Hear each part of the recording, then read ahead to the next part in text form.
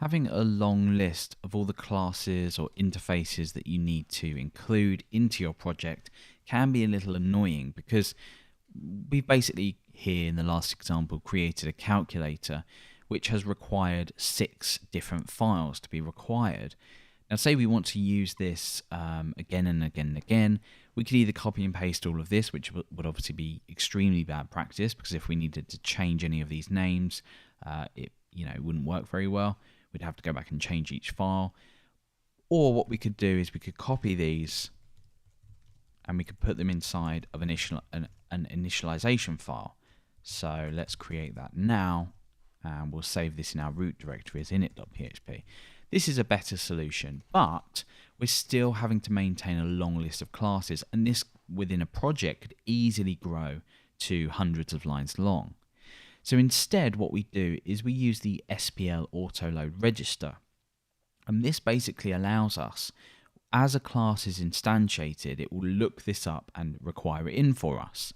So what we can actually do is we can get rid of all of this because we already know that we're naming our classes and our interface, in this case, to the same class name that we have. So basically, when we instantiate a new calculator, a new adder, subtractor, multiplier, divider, or we implement this operator interface, we know that because the name is the same as the file name, we can autoload these. So we use SPL autoload register, and inside of this we have a closure. So here, as an argument, we have the class name. So let's just have a look at this. Let's just echo this out and see what happens. Now, we are going to get some errors here, but it doesn't matter. So you can see here the first error is that a class calculator can't be found. That's because we're not including it in. But what has happened is our autoload register has, within the closure, picked up on this class name that's trying to be included, and it's output it as we've done here.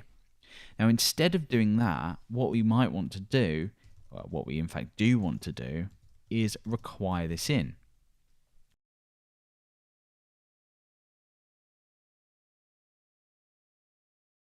So we know that all of our classes are within classes, and we're just going to replace the X with the class name that we're trying to include. So as long as the classes that you're trying to include have the same file name, this will just autoload everything in for us, so we don't need to maintain that massive long list.